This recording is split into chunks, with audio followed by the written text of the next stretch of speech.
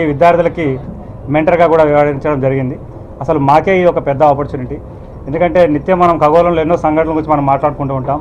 ఇస్రో కూడా ఎన్నో విషయాలు ఎన్నో లాంచెస్ చేస్తూ ఉంది. అయితే విద్యార్థులను ప్రోత్సహించి ఒక అంతరిక్ష సంస్థలో, అది కూడా ఇంటర్నేషనల్ లెవెల్లో ఉండే సంస్థలకి తీసుకెళ్లే కార్యక్రమం ఏదంటే ఇప్పుడు ప్రస్తుతం మనకి ఈ NASA AIIMS space settlement contest అని.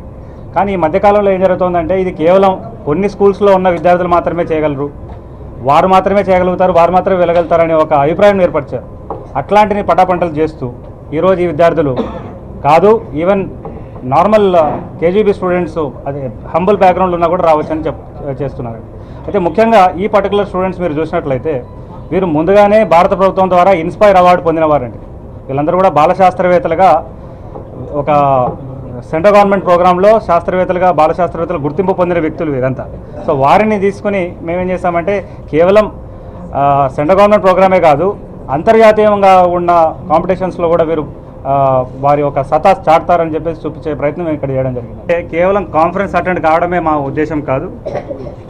27 తర్వాత నాసావి వేరియస్ ఫెసిలిటీస్ ఉన్నాయి. జెట్ ప్రొపల్షన్ ల్యాబొరేటరీ ఉంది, NASA Ames center jet propulsion laboratory లాస్ ఏంజల్స్లోనే ఉంది. అదే కాకుండా నాసా ఎయిమ్ సెంటర్ ఉంది. అదే కాకుండా నాసా వాళ్ళు అంతరిక్షంలో పంపించిన వ్యోమనౌక స్పేస్ షటిల్, ఆ స్పేస్ షటిల్ను కూడా ఈ విద్యార్థులు ప్రత్యక్షంగా సందర్శించబోతున్నారండి. అంతేకాకుండా అంతరిక్షంలో వెళ్ళి వచ్చిన వ్యోమగాములను కూడా వారు కలవబోతూ ఉన్నారు.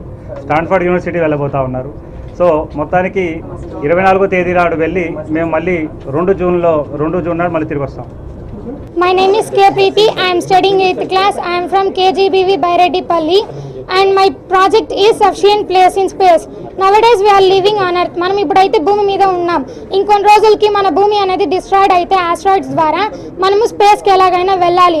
అది ఎప్పుడు వస్తుందో మనం చెప్పలేం. కాబట్టి స్పేస్లో మనము ఒక స్థానాన్ని నిర్మించుకోవాలి. అంటే స్పేస్లో మనం ఫస్ట్ ఆఫ్ ఆల్ 4000 పాపులేషన్ తీసుకున్నట్లయితే స్పేస్లో మనం మేల్ ఫీమేల్ డివైడ్ చేసుకొని స్పేస్లో మనము ఉండే తగినట్లు మెటీరియల్స్ కావచ్చు, ఏవో తగిన వస్తువులు అక్కడికి క్యారీ చేసుకొని అక్కడికి ఉంటాం. ఇప్పుడు మనం 1 కేజీ మెటీరియల్ అనేది తీసుకోవాలంటే 5 lakhs రూపీస్ దాకా అవుతుంది.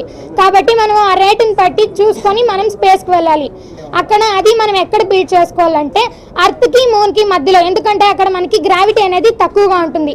గ్రావిటేషనల్ ఫోర్స్ అనేదాన్ని బ్యాలెన్స్ చేస్తుంది. కాబట్టి మనము అక్కడ మన హౌసెస్ బిల్డ్ చేసుకోవచ్చు. అక్కడ హౌసెస్ బిల్డ్ చేసుకున్నప్పుడు మన పాపులేషన్ తగినట్లుగా మన ఇంజనీర్స్ కావచ్చు, అంటే బుర్జ్ ఖలీఫా లాంటి బిల్డింగ్స్ కట్టుకున్నట్లయితే మనము ఈ మినరల్స్ కావచ్చు, ఇలాంటివన్నీ చంద్రుడి దగ్గర నుంచి ఇలాంటి వాటి నుంచి తెచ్చుకొని మనం బిల్డ్ చేసుకోవాలి. మనం ఎప్పుడైతే దీన్ని కడతామో మళ్ళీ ఇది మనకు సక్సెస్ అయినట్లయితే నెక్స్ట్ ఇంకా మిగతా ఉండే ప్లానెట్స్ మీద మనము ట్రై చేయొచ్చు. My name is Lavanya. I am studying 9th class in KGBV Tada. My topic is temperature. స్పేస్లో టెంపరేచర్ని క్రియేట్ చేసుకోవాలి. ఆర్టిఫిషియల్గా టెంపరేచర్ని స్పేస్లో క్రియేట్ చేసుకోవాలి. కాబట్టి ఎలా క్రియేట్ చేసుకోవాలి అంటే సోలార్ ప్లేట్స్ ద్వారా క్రియేట్ చేసుకోవాలి. స్పేస్ నుంచి ఎలా తీసుకోవాలి అంటే the degree of intensity of heat present in a substance or object, especially as expressed according to a comparative scale and shown by a thermometer, perceived by a touch at a temperature in 2 degrees centigrade. Variation in the temperature near the earth depends on the space.